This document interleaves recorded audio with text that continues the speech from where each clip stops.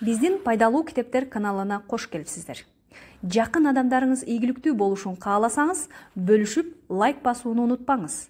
Жаңы аудио китептерди өткөрүп жибергиңиз келбесе, каналга катталып, коңгуроону басканды унутпаңыз. 10-бөлүм. Зор нерсеге жеткиңер келеби? Иштин жүрүшүнө анча-мынча кеңеш. Көпчүлүк адамдар менин 10 кадам менен канааттанбашы мүмкүн. Иштин жүрүшүнө акыл эмей эле зор философия болуп көрүнүшү ыктымал. Философияны түшүнүү иштин жүрүшүнө кеңештен да зарыл деп ойлойм. Көп адамдар бир жумушту жасагысы келет, бирок ойлонбойт. Же ойлонот, бирок жасабайт. Менде экөө тең жашайт. Мен жаңы идеяларды ойлоп тапканды да жана аларды иш жүзүнө ашырууну да жакшы көрөм. Кантип башташ керек деген адамдарга кеңеш керек болсо, мен төмөндөгү далилденген маалыматтарды сунуштайм. Жасап жаткан ишиңерди токтотуп тургула. Мындайча айтканда, эс алып, кандай идея ишке ашып жатат, эмне жок, баа бергиле. Эмне туура эмес болуп жатканын түшүнгүлө. Туура жыйынтыкка кантип келүү керегин билгиле. Болбой жаткан жумушту токтотуп, жаңы ишти баштагыла. Жаңы идеяларды изилдегиле. Жаңы инвестиция идеяларды табыш үчүн мен бир китеп дүкөнүнө барып, ар кандай башкаларда жок китептерди издейм. Андай аталыштарды өзүм үчүн формула дейм. Мен билбеген нерсени айтып жаткан китептерди алам. Мисалы, Джоэл Московицанын Көйгөйдүн 16% чечилиши деген китебин таап алдым. Сатып алып, окуп чыктым. Таасири тийди. Анан мен китепте айтылгандай кылып жасадым. Кыймылсыз мүлк келишимин тапканда, банкта, адвокаттар кеңсесинде китептегидей жасайм. Көпчүлүк адамдар жасашпайт же үйрөнүп жаткан жаңы формулаларынан баш тартат. Бирөөлөр бузуп коет. Кошунам 16% көйгөйдүн чечилиши жөнүндө өзүнүн көз карашын айтты. Мен аны уккан жокмун. Эмнеге дегенде, ал өзү жасап көргөн эмес. Силер жасаңар келген ишти билген адамды тапкыла. Чайга чакыргыла. Иштин жол жобосун сурагыла. 16% салык күрөө сертификаты боюнча жергиликтүү салык башкаруусуна бардым.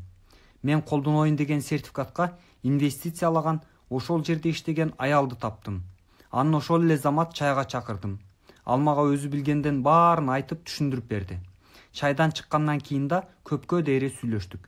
Кийинки күнү баягы аялдын жардамы менен 16% күрөө сертификатына туура келген 2 чоң объект таптым. Московицанын китебин окуп чыгыш үчүн 1 күн кетти. Иш баштоо үчүн 1 күн. 1 саат чайлашканга, 2 чоң келишимди алганга 1 күн. Сонун болуп турбу? Окуп үйрөнгүлө, кассеталарды алгыла. Мен гезиттерден жаңы кызыктуу бизнес курстары боюнча жарнамаларды издейм. Көп курстар бекер же арзан турат. Мен дагы чоң, кымбат семинарларга барып турам. Курстардан алган билимдин артынан мен баймын. Жана убактым көп. Күндө 8 саат иштебейм. Курстарга барып, акчаңды бекер эле чачып жатасың деп бузган досторум бар. Өздөрү семинарларга барбайт. Анан дагы деле мурдагы жумушунда иштеп жүрүшөт. Сатып алууну көп сунуштагыла.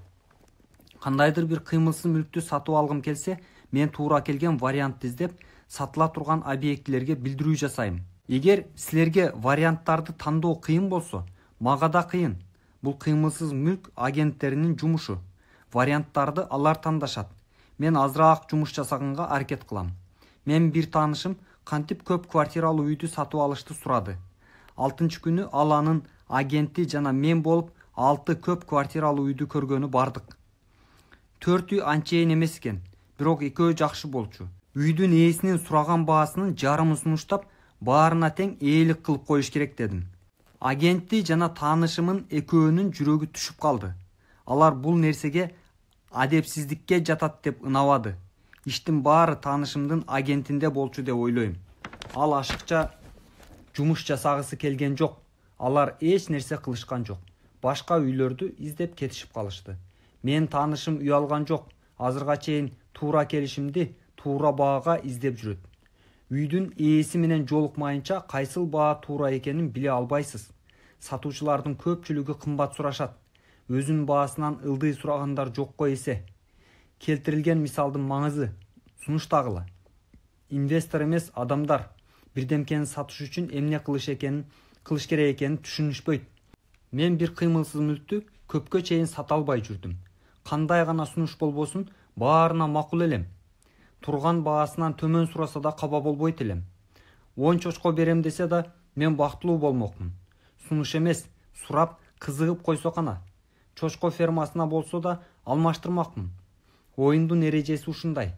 Алып сатмай оюну. Эгер окшошпой жатса, жүрөгүңөргө жакын кабыл албагыла. Эсиңерде болсун, бул жөн эле оюн. Сунуштагыла. Мүмкүн бирөө жарым ооба деп калар. Келишимден артка кайтуунун жолдорун карап алып, сатып алууну сунуштайм. Бизнес шеригимдин макулдугу менен деп артка чегинип келишим түзөм. Мен эч качан так айтпайм. Ким менин бизнес шеригим экенин.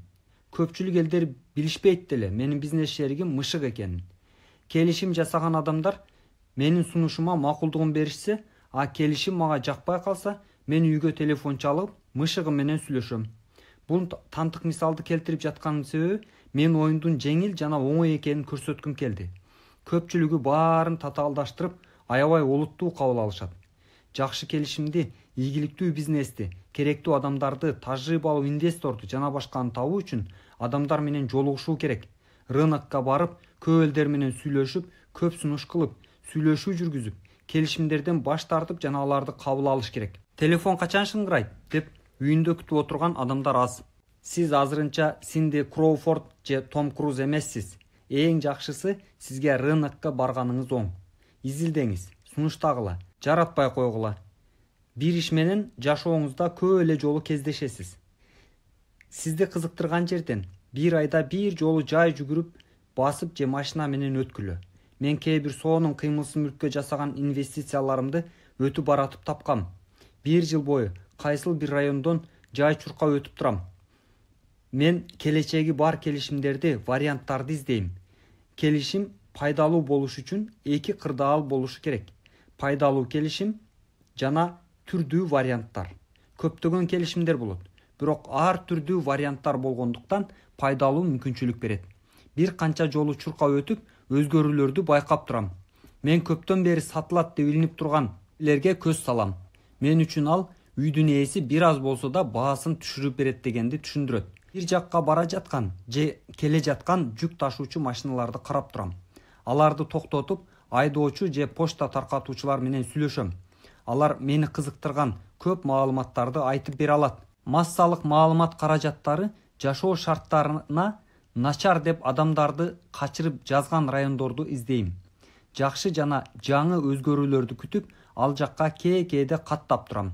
Мен бул жакка келип, кичинекей же жаңы башталган сатуучулар менен сүйлөшүп турам.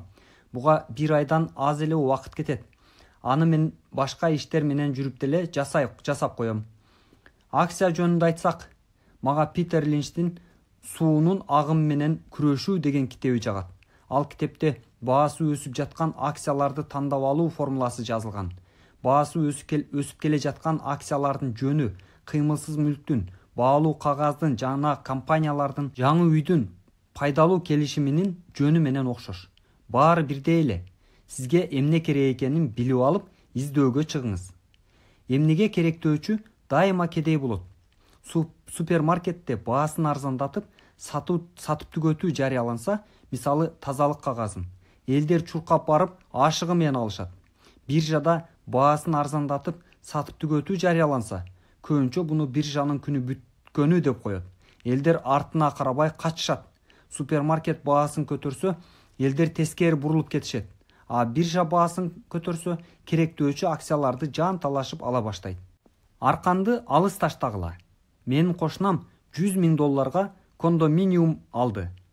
2 үй бүлө жашаган үй, биргеликтеги мүлк. Мен дагы кошунамдыкына жакын жерден $50,000 кондоминиум алдым. Коңшум баанын көтөрүлүшүн күтүп жатам деди. Киреше сатып жатканда эмес, алып жатканда пайда болот деп айттым. Өзүнүн кыймылсыз мүлкү жок, кыймылсыз мүлк операциялары менен шугулданган брокер аркылуу сатып алды.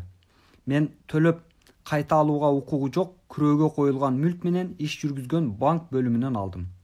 Мен $500 төлөп, ушундай абалда кантип иштеш керектигин үйрөнгөн курска баргам. Ал эми кошунам кыймылсыз мүлккө инвестиция жасоону үйрөткөн курска барган эле. $500 кошунам үчүн кымбат болгон. убактым да жок деди. Кошунам баанын көтөрүлүшүн дагы деле күтүп жүрөт. Мен биринчи сатып алуучуну табам, анан сатуучуну издейм. Менин досум чаканыраак жер тилкесин издеп жүргөн. Акчасы болгон, бирок убактысы жок. Мен досум каалагандан да чоң жер тилкесин таптым. Досума телефон чалсам, жер тилкесинин жарым бөлүгүн алам деди. Ага керектүү жактырган жерин бөлүп алгандан кийин акчасын берди. Акчасын ал жакшы эле бергендиктен жердин экинчи жарымы мага бекер түшүп калды. Өйдөдө айтылган окуянын мааниси: чоң торт алып, аны тилкелерге бөлгүлө.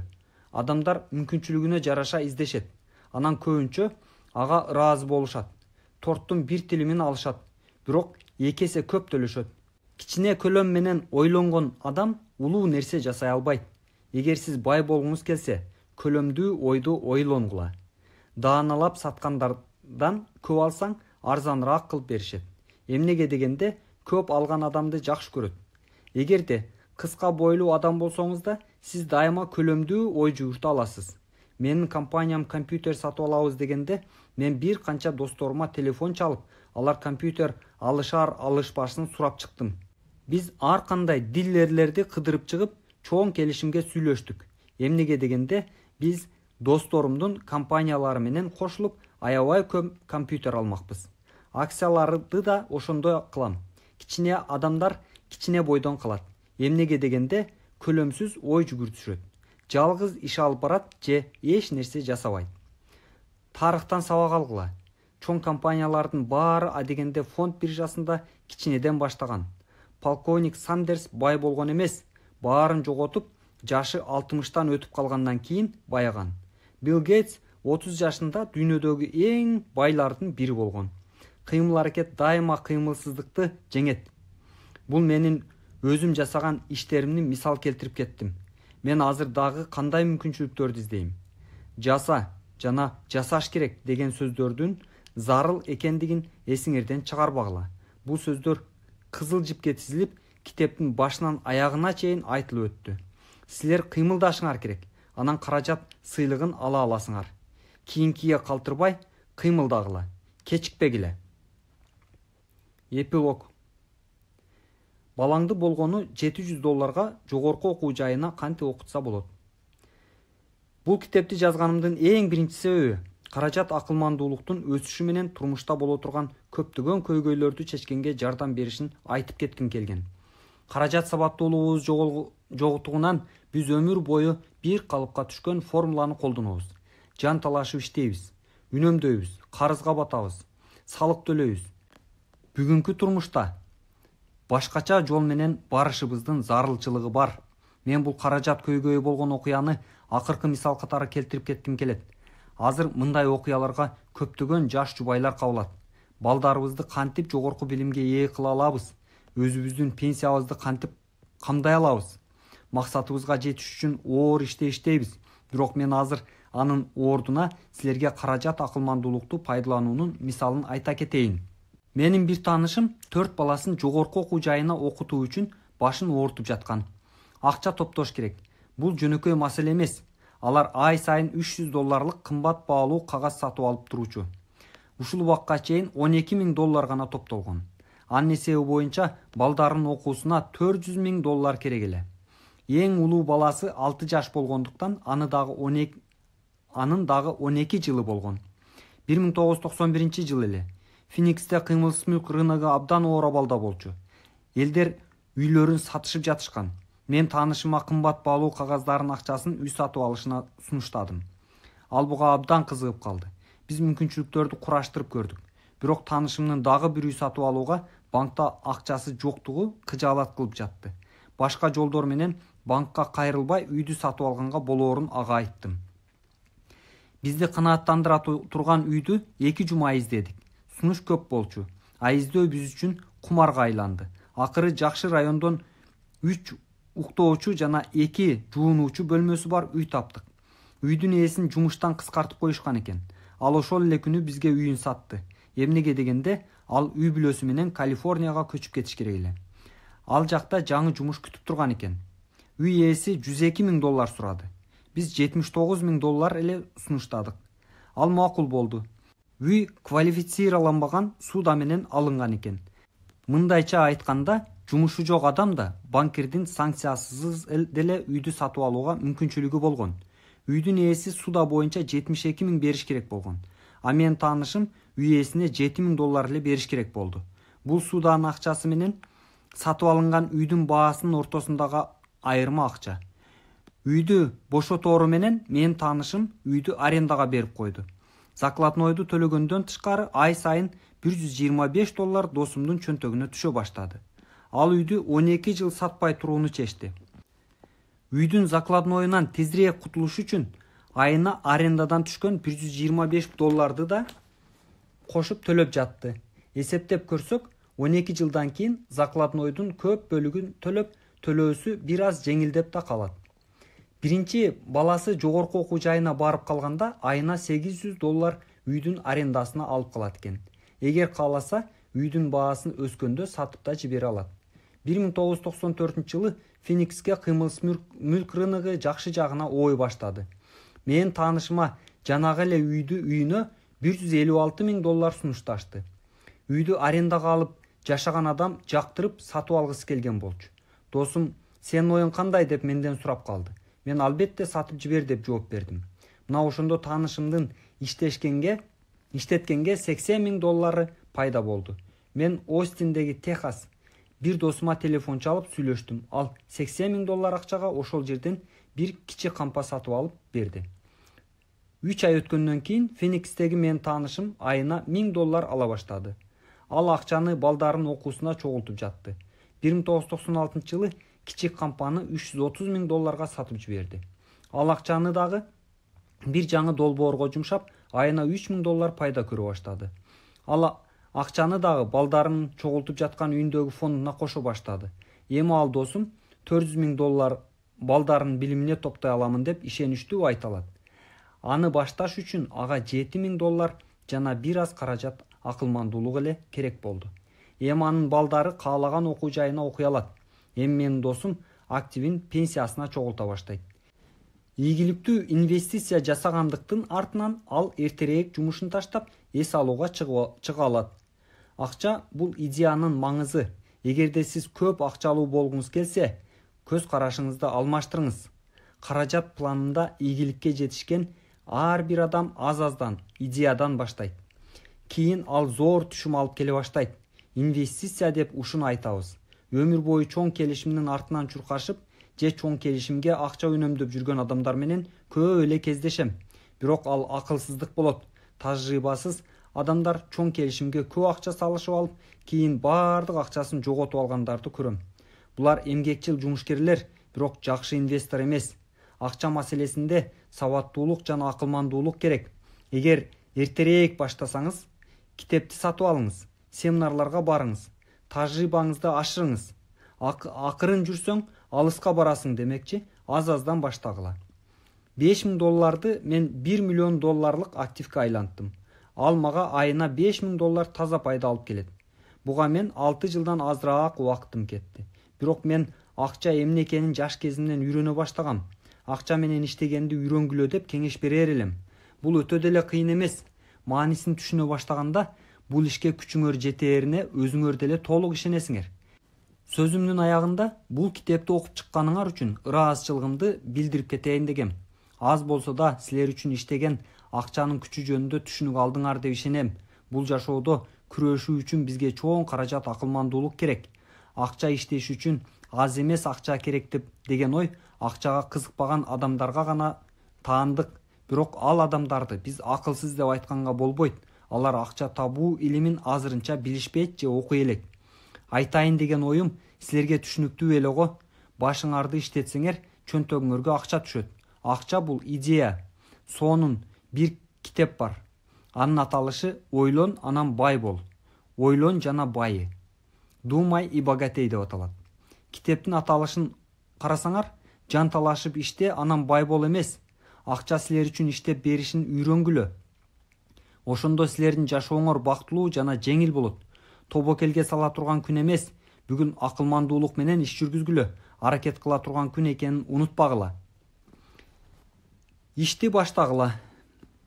Биздин баарыбызга 2 жөндөмдүүлүк берилген. Сиздин акыл эсиңиз жана убактыңыз. Буларды кантип колдонушту өзүңөр гана тандайсыңар. Өзүңүздүн тандаганыңызды жалгыз сиз гана чече аласыз. Колуңузга тийген ар бир долларга жалгыз сиз гана бийлик кыла аласыз. Акчаны бейчеки жумшасаңыз, кедейдин кейпин кийип жашайсыз. Акчаңызды пассивке жумшасаңыз, сиз орточо жашаган адамдардын катарына кошуласыз. Акчаны акыл эсиңизге жумшасаңыз, актив алууну үйрөнсөңүз, ошондо сиз келечегиңизди, максатыңызды, байлыкты түптөй аласыз. Күн өткөн сайын ар бир доллардын артынан бай болосузбу, кедейби же орточо жашаган адам болосузбу, тандоо жалгыз гана сизде. Өзүңөрдүн билгениңерди балдарыңар менен бөлүшкүлө.